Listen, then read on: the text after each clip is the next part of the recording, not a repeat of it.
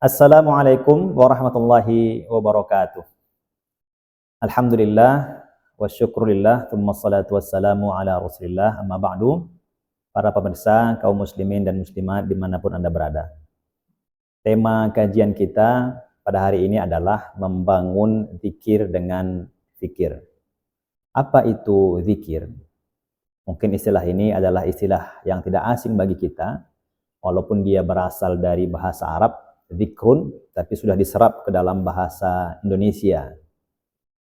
Tapi ketika kita mendengar istilah zikir, kira-kira apa yang terbayang dalam pemikiran kita? Mungkin orang-orang yang sedang duduk di dalam masjid atau di atas sajadahnya sambil melantunkan kalimat-kalimat thayyibah, bertasbih kepada Allah, memuji Allah, dan lain sebagainya. Tentu ini adalah pemahaman yang tidak keliru, bahkan benar. Tapi kalau kita merujuk kepada Al-Quran, ada banyak sekali ayat yang menyebut kata zikir. Dalam hitungan saya ada lebih kurang 256 kali Allah menyebutkan kata zikir itu. Dengan berbagai macam derivasinya. Kalau kita lihat, kita bagi, dalam bentuk isim itu ada sebanyak 12 bentuk. Ada kata zikrun atau az-zikru, zikri, zikra, az-zikra, muzakkir, tadhkirah, dan lain sebagainya. Ada juga kata zakarun, lawan dari kata unsa, artinya laki-laki. Baik dalam bentuk mufrad, az-zakar, atau dalam bentuk mutsanna, az-zakaraini, atau dalam bentuk jamak, az-dzukran. Pertanyaannya, kenapa laki-laki disebut dengan zakar? Nah, ini mungkin barangkali kita akan bahas dalam topik yang tersendiri. Selain isim, juga Allah menyebutkan kata zikir ini dalam bentuk fi'il. Ini ada sebanyak 31 bentuk kata zikir Allah sebutkan. Dalam fi'il ma'di saja, Allah menyebutkan kata zikir ini ada 8 bentuk. Ada kata zakara, zakarta, dzukira, dzukira, dzukirtum, dan lain sebagainya. Dalam bentuk fi'il mudhari ada sebanyak 19 bentuk. Adzkuru, nadzkuru, tadzakkaru, yadzakkaruna, dan lain sebagainya. Dalam bentuk fi'il amr itu ada 4 bentuk. Zakir, uzkur, uzkurna, uzkuru.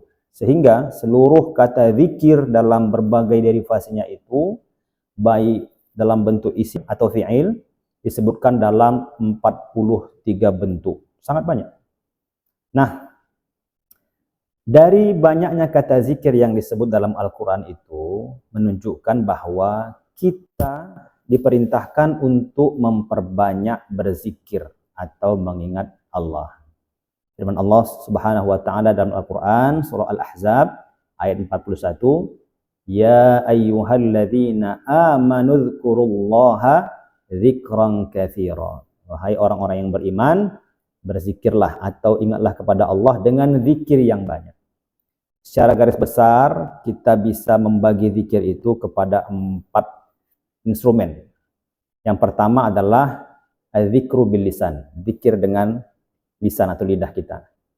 Artinya kita harus senantiasa menyebut asma Allah ini. Baik dengan mengucapkan kalimat tasbih, tahmid, ya, alhamdulillah, tahlil atau takbir. Kata Allah Subhanahu wa taala, wasabbihuhu bukratan wa asila, dan bertasbihlah kepada Allah pagi dan sore. Bahkan membaca Al-Qur'an juga disebut dengan zikir. Walaqad yassarnal Qur'ana bidzikri.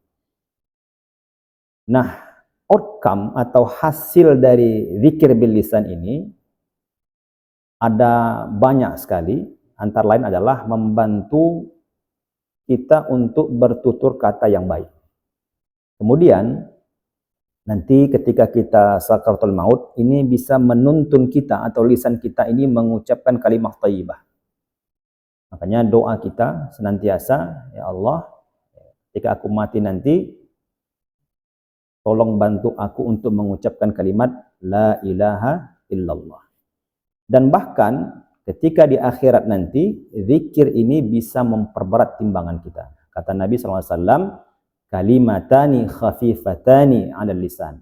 Ada dua kalimat yang ringan di lisan, thaqilatani fil mizan, tapi memperberat timbangan kita di mizan. Wa habibatani ilar rahman, dan sangat dicintai oleh Allah. Apa itu? Subhanallah wa bihamdi subhanallahil azim. Yang kedua, ada zikir itu dengan bil qalbi, zikir qalbu. Kata Allah Subhanahu wa taala, wadhkur rabbaka fi nafsika tadarruan wa khifatan wa dunal jahri minal qaul. Sebutlah Tuhanmu atau berzikirlah kepada Tuhanmu itu fi nafsik, dalam dirimu, dengan tadarru' wa khifah, dan tanpa melantunkan suara yang keras. Jadi fungsi dari zikir qalbu ini adalah membersihkan hati kita, jiwa kita, membentengi diri kita dari segala macam keburukan hati, sifat sombong, ujub, riya, hasad, hubud dunia, materialistis, nafsu hewani, dan lain sebagainya. Makanya dalam kajian thariqat itu ada namanya maqamat qalbu yang harus senantiasa dibersihkan atau disebut dengan zikir lataif atau latifah. Maka saat hati ini sudah bersih, disitulah dia baru bisa merasakan kenyamanan, ketentraman. Kata Allah Subhanahu wa taala dalam Al-Qur'an surah Ar-Ra'd, alladzina amanu wa tatma'innu qulubuhum bidzikrillah. Orang-orang yang beriman itu merasa tenang hati mereka dengan zikir kepada Allah. Ala bidzikrillah tatma'innul qulub.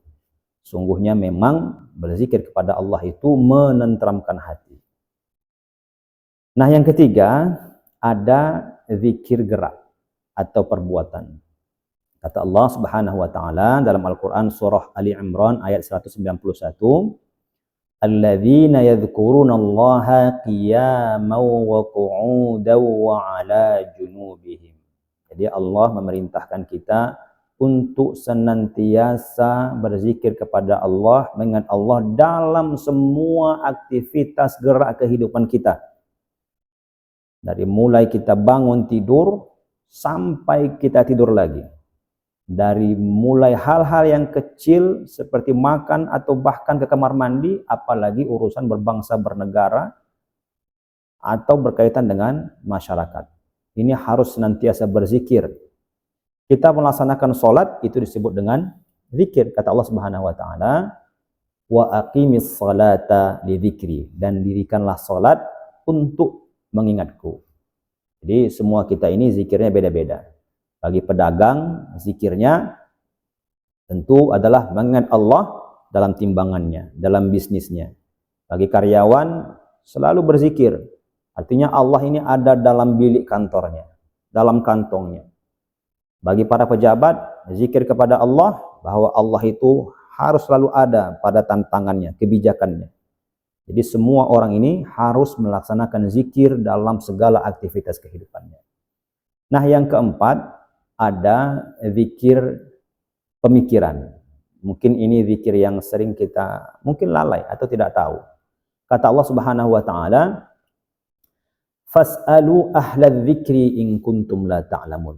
Maka bertanyalah kepada ahlu zikir kalau kau tidak tahu. Kira-kira apa yang dimaksud dengan ahlu zikir pada ayat ini? Apakah orang yang duduk diam melantunkan zikir? Rasanya makna ini kurang tepat. Ketika kita diperintahkan untuk bertanya kepada ahlu zikir, tentu kita harus bertanya kepada orang-orang yang berilmu. Makanya dalam ayat lain Allah Subhanahu wa taala berfirman, inna fi khalqis samawati wal ardi wa ikhtilafil laili wan nahar la ayatil liulil albab. Sesungguhnya dalam penciptaan langit dan bumi, pergantian siang dan malam, itu ada tanda-tanda bagi ulul albab. Ini Allah mengistilahkan dengan ini. Siapa ulul albab ini? Alladzina yadhkurunallaha qiyaman wa qu'udan wa 'ala junubihim wa yatafakkaruna fi khalqis samawati wal ardh. yaitu orang yang membangun zikir dengan fikir. Nantiasa berzikir kepada Allah, tapi tidak melalaikan potensi fikirnya. Dalam ayat ini Allah menggandengkan kata zikir dengan fikir. Tapi ada yang unik.